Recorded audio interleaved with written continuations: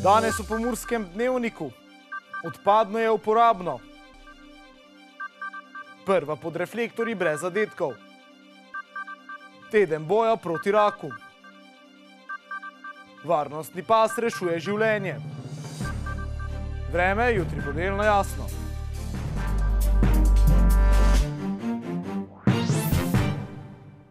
Spoštovane gledalke, cenjeni gledalci, lepo pozdravljeni. Podjetje Saubermacher Komunala že več kot 10 let pripravlja natečaj Odpadno je uporabno. Ustvarjalnost otrok, ki sodelujejo, ne pozna meja. Letos so iz odpadnega materiala izdelali pustne maske. Sodelujoči so tudi tokrat domišljiji pustili prosto pot, sami pa so se odločili, katere odpadne materiale bodo uporabili. Natečaj pripravljajo že več kot 10 let, v njem pa sodelujejo vrtci, osnovne in srednje šole. Osnovna dejavnost podjetja Saubermacher Komunala Murska Sobota je gospodarno ravnanje z odpadki. In v sklop tega sigurno sodijo tudi aktivnosti osveščevanja. Najraje in najpogosteje peljemo aktivnosti osveščevanja preko raznih projektov in Odpadno je uporabno je ena taka stalnica, kjer že več kot 10 let v sodelovanju z pomurskimi vrtci, osnovnimi in srednjimi šolami pripravljamo razne izdelke iz odpadkov in na ta način poskušamo na nek način osveščati prebivalstvo o tem, kako preprečevati nastajanje odpadkov oziroma če odpadki že nastane, kako se jih lahko ponovno uporabi. Letošnja rdeča nit natečaja so bile pustne maske. Vsi sodelujoči so se izkazali z izjemno kreativnostjo. Odločili smo se, da šolajoči se mladini ponudimo izziv, da iz odpadkov ustvarijo pustne šeme, pustne maske in mislim, da to ravno sodi v ta sklop in če pogledamo izdelke, lahko vidimo in še enkrat si potrdimo, da ustvarjalnost otrok res ne pozna meja. Nagrade so podelili v večjih različnih kategorijah. Zbirali smo zmagovalce po kategorijah, se pravi vrtec, prva, druga, tretja triada osnovne šole in pa srednje šole. Prvo uvrščeni dobijo praktične nagrade in pa seveda tudi denarno nagrado. Seveda pa nagrade niso bile v ospredju. Pomembno je predvsem druženje in ustvarjanje. Največja nagrada je nagrada, ki jo dobimo vsi mi. To pomeni, da zvemo nekaj novega, na kakšen način je odpadke možno koristno uporabiti in če bo jutri katera od teh mas uporabljena na kakšni pustni povorki, potem je še en razlog več, da smo veseli in lahko z zadovoljstvom rečemo, da je projekt uspel. Morda lahko poveva še to, vse podobni projekti obetajo tudi v prihodnje?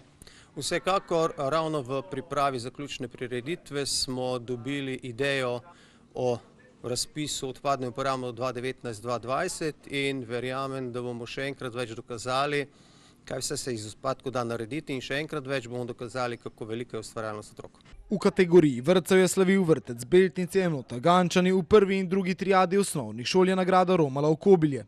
V tretji triadi so zmagali učenci osnovne šole Turnišče, v kategoriji srednjih šol pa je slavila Biotehniška šola Rakičan.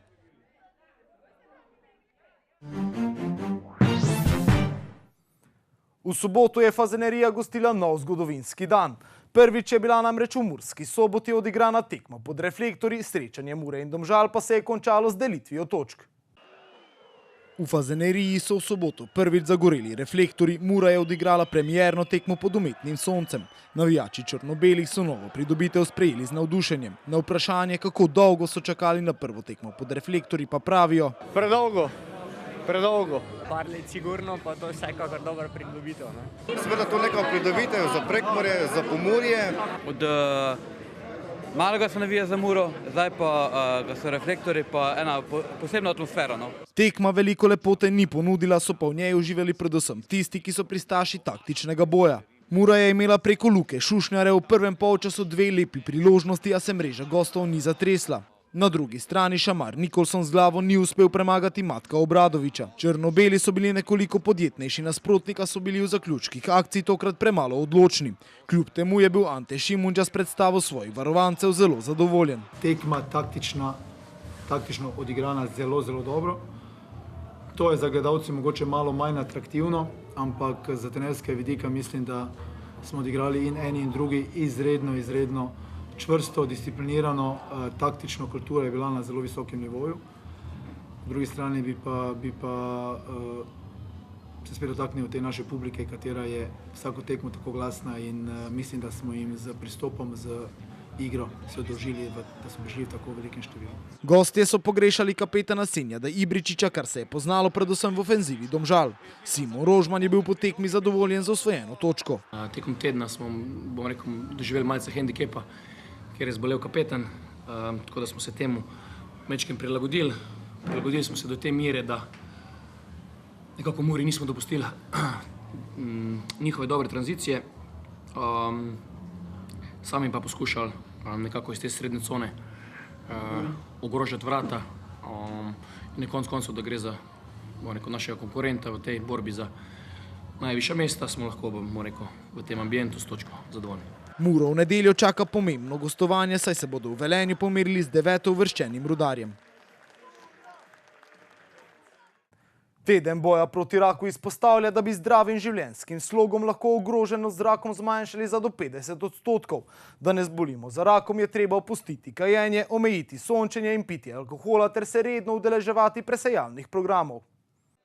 Letošnji teden boja proti raku z geslom Evropski kodeks je manj raka izpostavlja na svete Evropskega kodeksa proti raku. Na sveti v Evropskem kodeksu proti raku opozarjajo, da zdrava prehrana in gibanje nista dovolj. Če bi upoštevali vseh 12 priporočil, bi lahko ogroženost z rakom zmanjšali za od 30 do 50%, je za STA pojasnila predsednica Zveze slovenskih društev za boj proti raku Maja Primić-Đakelj. Pomembno je omeniti tudi sončenje, zračiti prostore, se izogibati nevarnim snovem na delovnem mestu in v bivalnem okolju. Ženskam priporočajo naj dojijo čim dlje in se izogibajo hormonskemu zdravljenju menopavznih težav. Vsako leto za rakom zboli več kot 14 tisoč Slovencev, kažejo podatki registra raka Republike Slovenije iz leta 2015. Med njimi je okoli 8 tisoč moških in 6 tisoč žensk. Vsako leto umre več kot 6 tisoč bolnikov. Smrtnost zaradi raka se manjša. Najpogostejši so kožni rak, rak prostate, debelega črevesa in danke, dojke ter pljuč. Ti raki predstavljajo skoraj 60% novih primerov. Javna agencija Republike Slovenije za varnost prometa danes začenja nacionalno preventivno akcijo Varnostni pas, katere namen je ponovno opozoriti javnost na pomembnost uporabe varnostnega pasu v vozilih. Cilj akcije, ki bo potekala 2 tedna, je povečati delež pripetosti z varnostnim pasom med vožnjo, podučiti, kako se pravilno namesti varnostni pas, dvigniti kulturo zavedanja pomembnosti uporabe varnostnega pasu ter posledično zmanjšati najhujše posledice prometnih nesreč, piše STA. Lanska statistika kaže, da tretjina smrtnih žrtev na naših cestah ni uporabljala varnostnega pasu. V prometnih nesrečah je v osebnih vozilih umrlo 15 ljudi, ker niso bili pripeti, še 28 se jih je hudo poškodovalo. Od 15 umrlih, ki v času prometne nesreče niso bili pripeti, jih je bilo 7 starih od 15 do 29 let. Na agenciji so opozorili, da varnostni pas in zračna blazina pri trku upočasnita in preprečita gibanje telesa proti trdim delom v vozilu in tako prevzameta velik del sile, ki se sprosti ob trku. Posledice za potnike so blažje, kot bi bile brez uporabe teh varnostnih pripomočkov. Dosledna uporaba varnostnega pasu zato zmanjša tveganje za smrtno žrtev kar za polovico. Skoraj toliko zmanjša tudi tveganje za hude poškodbe ter za skoraj četrtino zmanjša tveganje za nastanek lažjih poškodb tako pri voznikih kot pri sovoznikih na sprednjih sedežih. Na Sobota Info poročajo o tem, da je nekdo zastrupil pasjega mladiča, ki je umrl v roku 1 ure. Na kaj morate biti pozorni, preberite na sobotainfo.com, mi pa si poglejmo še kratke novice.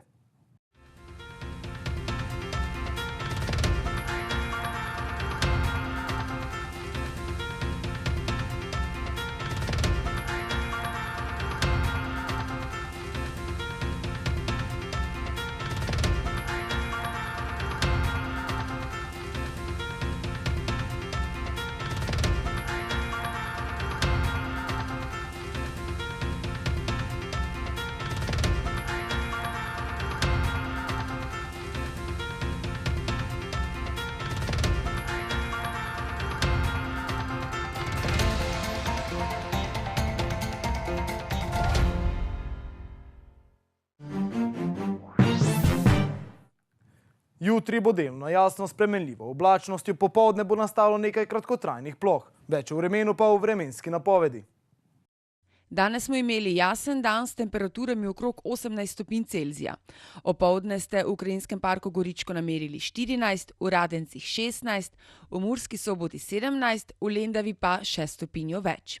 Jutri bo delno jasno s spremenljivo oblačnostjo, popoldne bo nastalo nekaj kratkotrajnih ploh. Najvišje jutranje temperature bodo v severovzhodni Sloveniji, torej v Murski Soboti in Mariboru od -2 do 0, dnevne pa okoli 14 stopinj Celzija. V sredo in četrtek bo v zahodni in delu osrednje Slovenije pretežno oblačno, drugod bo večinoma sončno. Pihal bo okrepljen jugozahodnik. Temperature v naših krajih se bodo zjutraj gibale od 0 do 7, čez dan pa med 15 in 18 stopinj Celzija.